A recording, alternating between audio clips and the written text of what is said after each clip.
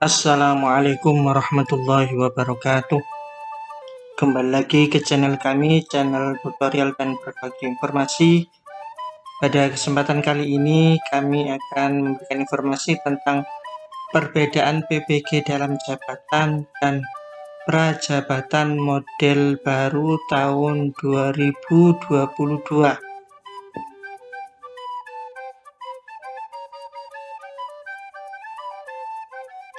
Pada dasarnya program PPG pada tahun 2022 akan tetap ada dua jenis, yaitu 1 PPG dalam jabatan, 2 PPG prajabatan.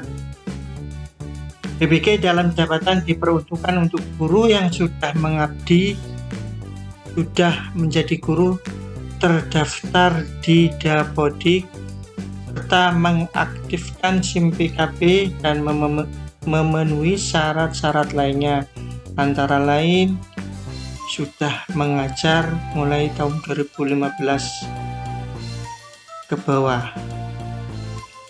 Selanjutnya terkait dengan PPG prajabatan yang sekarang berganti nama PPG prajabatan model baru. Selama ini kita mengenal PPG prajabatan adalah untuk guru-guru yang fresh grade, biasanya rata-rata mahasiswa yang akan mengikuti program ini atau lulusan S1. Akan tetapi ke depan program PPG prajabatan yang terbaru berbeda. Program di tahun 2022 nantinya akan sinkron atau terintegrasi dengan seleksi ASN. Mekanisme PPG prajabatan model baru tahun 2022 seperti yang dipaparkan oleh Direktorat Jenderal Guru dan Tenaga Pendidikan Kementerian Pendidikan dan Kebudayaan, Riset dan Teknologi, yaitu pendidikan profesi guru prajabatan dilakukan sesudah proses rekrutmen ASN sebagai bagian dari pendidikan CASN. Di ke depan rencananya pihak Kementerian Pendidikan setelah lulus P3K atau PNS langsung diikutkan PPG prajabatan. Ini skemanya rekrutmen guru ASN, perencanaan kebutuhan guru oleh pemerintah daerah dengan Dirjen G3. Selanjutnya Dirjen G3 berkoordinasi dengan Kemenku dan kesiapan anggaran, Kemenak, Guru Agama, dan Kemenpan RB untuk kesepakatan formasi. Setelah itu pemerintah daerah mengajukan formasi guru. Setelah diajukan, tentu persetujuan guru oleh Kemenpan RB, seleksi ASN guru, Hanselnas, BKN, Kemendikbud, dan Kemenak. Setelah seleksi itu nanti ada standar seleksi masuk PPG prajabatan, tes penguasaan konten, tes literasi dan numerasi, tes kepribadian, serta tes wawancara. Setelah itu pengangkatan dan penempatan ASN guru oleh pemerintah daerah. Setelah pengangkatan guru, nanti Dirjen G3 melalui LPTK-nya mengadakan pendidikan profesi guru calon ASN. Jadi ke depan rencananya tidak ada latsar untuk guru. Penugasan ASN guru sesuai dengan penempatan oleh pemerintah daerah. Perjalanannya rekrutmen ASN, jadi nantinya berawal dari pengajuan formasi guru oleh pemerintah daerah, kemudian berkoordinasi dengan Kemenpan RB. Setelah itu Hanselnas melakukan seleksi ASN guru. ASN dalam hal ini bisa PNS, CPNS, dan P3K. Dalam proses ASN guru nantinya akan ada standar tes seleksi masuk PPG prajabatan, antara lain sebagai berikut. 1. Tes penguasaan konten. 2 tes literasi dan numerasi, 3 tes kepribadian, 4 tes wawancara. Selanjutnya setelah mengikuti seleksi ASN guru dan dinyatakan lolos, maka tahap berikutnya adalah peserta yang lolos tadi akan dilaksanakan pengangkatan dan penempatan ASN guru. Setelah melewati tahapan pengangkatan dan penempatan ASN guru oleh pemerintah daerah, peserta secara otomatis akan mengikuti program PPG Prajabatan. Jadi bukan lagi mengikuti lancar seperti tahapan menjadi ASN yang sebelum-sebelumnya.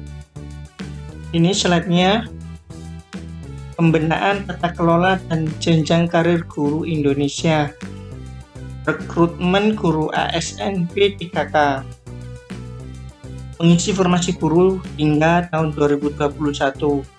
Rencananya pemerintah 1 juta formasi, sampai sekarang belum tercapai, masih sekitar 500 ribuan. Mulai sebagai guru ASN P3 mengisi level guru pertama. Sesudah bertugas, jika ada formasi dan memenuhi syarat, ikut seleksi ASN PNS. Ini tidak ada kayaknya. Dan jika lulus dapat memilih jalur karir sebagai guru atau kepemimpinan sekolah. PPG dalam jabatan menyelesaikan sertifikasi guru yang sudah bertugas.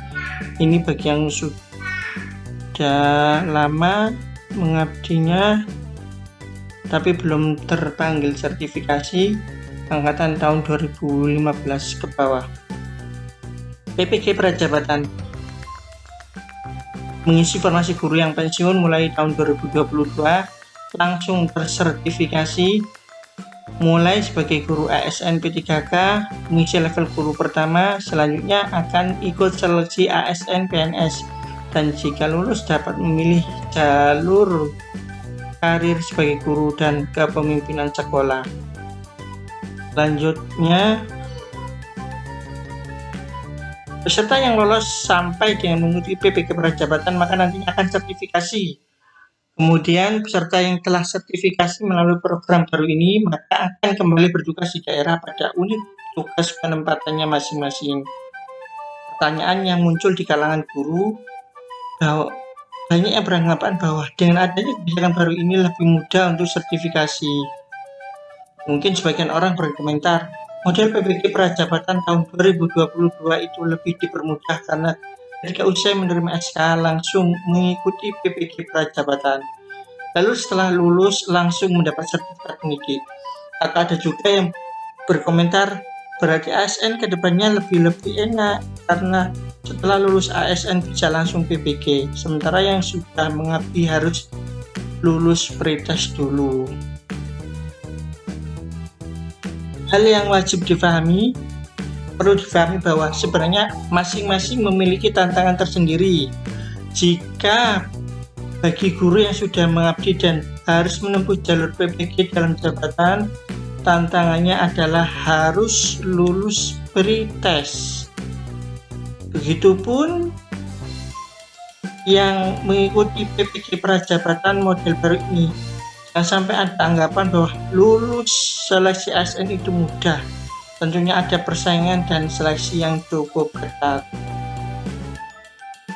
Peserta yang lulus ASN akan mengikuti standar tes seleksi PPG Prajabatannya berupa tes penguasaan konten, tes literasi dan numerasi, tes kepribadian, tes wawancara, dan tes ASN di tahun 2002 dikabarkan akan berbeda dengan tes CPNS pada umumnya.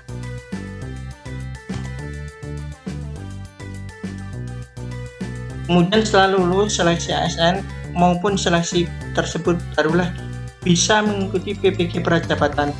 Jadi memang keduanya sama-sama memiliki tantangan tersendiri.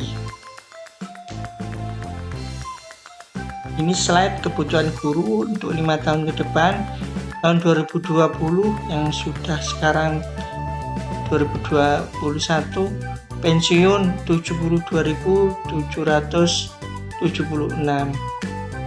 kekurangannya sekitar 1 juta guru. Ini rencananya diambilkan dari tes P3K.